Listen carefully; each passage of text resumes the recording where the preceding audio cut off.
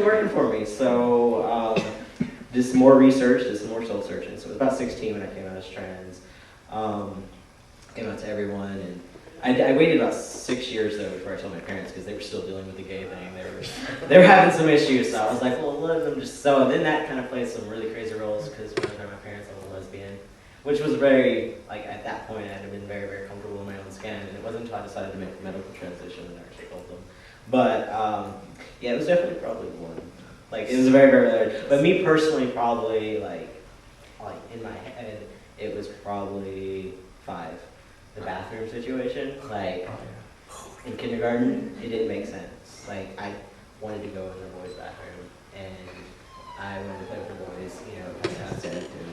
And, but the bathroom was a big thing for me for some reason. I was around with other girls, and I was like, this doesn't feel right. I don't like this, and so, yeah.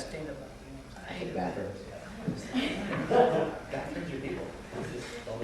Now, I got something interesting. And this happened to my little brother, right? Now, he had transgender feelings when he was a little kid, right? But and when he hit puberty, it continued kind of, but he had this weird thing where he was heterosexual, but he never really felt any attraction towards any of the girls he knew. And finally, in his early 20s, he finally was romantically attracted to a girl, and his gender dysphoria went away. He realized he wanted to love a woman as a man. Is that kind of weird? I think honestly, the thing about you're sitting here looking at 5 transsexuals, and we all have I'm not trying to offend you. No. I'm saying I'm totally offended. No, what I was gonna say is you're looking at there's a saying in the trans man thing at least, is that if you meet one trans man, you only meet one trans man. None of us have the same views. We all transition at different times. Some people don't transition at all. There's different. We have the transgender umbrella, which you can define yourself as trans, is so huge that everybody does it differently. There's no way to define your gender dysphoria. There's different types of gender dysphoria. That can be something that he's more comfortable with. But it's really hard. I think the best way I could probably describe it is it's what's in your heart kind of concept. And even though you can get around other transgender, I'm sitting here with 3 lovely ladies and my brother, and we all have different opinions, and we've all transitioned differently, and I can talk to them and we can relate on certain issues, but there might be a lot of other issues that we can't relate to, or we say, well, I did it this way, well, I did it that way. Or this is how I think about this, and we can have completely opposite views. Trust me, I butt heads with my brothers all the time. Well, it's kind of weird because, Well, I have a friend of mine. She is aware that she is trans. However, she has no interest or intention to go through the medical process of transition. She is a guy. She will tell you she's a guy. And when you say, wow, you're just so handsome, just beams as if, or if you're just such an awesome guy, beams as if it's the greatest present ever. And there's no question to a lot of us that she is a guy. But wants to be called a she, which kind of is a little fun.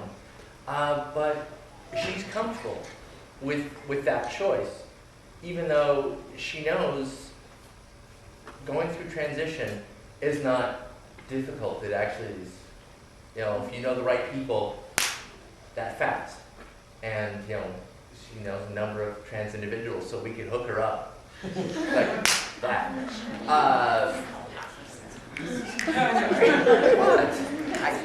So it's not really too much of a surprise, at least not to me.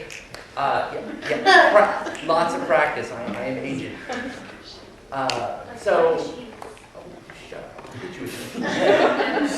I know her. That's why I'm abusing her. So it's true. So it's possible that this is a kind of balance point. But that doesn't necessarily mean that later it won't become more of an issue. So if they're happy now, that's great. And if things change, that happens. As long as they're happy.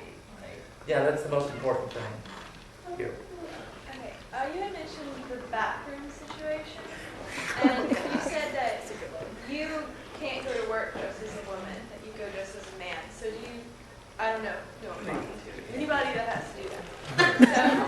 I have to. Use the men's and sometimes use the women's, depending on how you're. I hate using the men's restroom. Always have. I hate those urinals. I really do. I'm sorry, just to. I have to. At work, I have to use the men's restroom until I can completely change. I mean, they all know about me. Corporate knows, but I have to. When I came out to my company, which was hard because I could have lost my job, but because I've been there so long, that's what they told me. Because I'd been there so long, I could stay. And they were wondering how I was going to transit. First question was, what restroom are you going to be using? That's what they're fixated on. What restroom are you going to be using? Well, unfortunately, I'm still part of a guy. Part of it. So I have to use the restroom as a guy. When I am out, when I'm here, when I'm at Legislative Plaza doing political stuff, when I'm downtown, whatever, I use the women's restroom because I am a woman, period. I also have a sheet of paper with me through my doctor and through my psychiatrist that says this person is allowed to use this restroom when they're dressed, and when they're in this way. And so I don't, I can't get in it. Well, I could get in trouble, but I don't, because I've never run into a situation, there's some times when I don't even have any makeup on, and I'll go to the store and they'll say, yes ma'am, may I help you? I'm going, wait a minute, I don't have any makeup on, I just came from work, smell like barbecue. But they think I'm a woman, but then I can go to another store and they'll say, yes sir, what can you, I said, wait a minute, I'm still the same person. My hair, well, not now, but it was pulled back into a ponytail. So I don't understand, even at work, even at Calhoun's, I've had people some tables will think, yes ma'am, no ma'am, and I go, why do you think I look like a woman? My name, and then they'll say, oh, by the way, my name is James. And they'll look at it and say, oh, I am so sorry, I thought you were a woman. I go, no, that was the best thing you could have ever said to me. Thank you, I love it when you think I look like a woman. And they say, what in the heck is that? Well, I've done that. But I've been in the men's restroom and washing my hands. I've had guys who open up the door, look at me, close the door, look at the door, come back in the door, making sure they were in the right restroom, and go, and I'm just laughing my butt off. And I'm going, yeah, you think that you thought I was in the wrong restroom, okay? Yeah.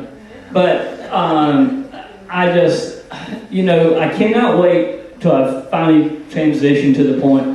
When I do that, I can't work at Calhoun's there. I can go to another Calhoun's. I can go to another restaurant. Since we're based out of Knoxville, I can go to Knoxville and go to another restaurant and work. But I would be known as Jamie, not as James.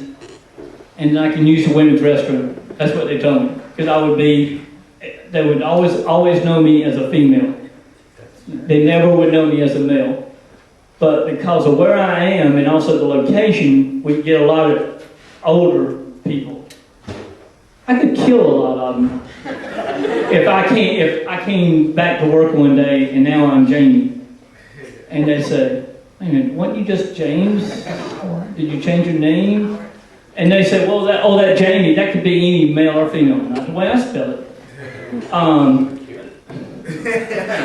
Jaimee. No Q. So, I have to be careful around certain people in certain places. And unfortunately, I have to still dress as a guy and let people know I'm James. But outside, I'm Jamie to almost everybody that like when I come in, my name is Jamie. Well, now you know I'm James too. So, but I always tell people my name is Jamie. When I go to church, they know me as Jamie. In organizational meetings, no, they know me as Jamie. I always present myself as Jamie because that's who I feel more comfortable. That's who I really am. I am Jamie. I am not James. Unfortunately, I was born that way, but that's changing.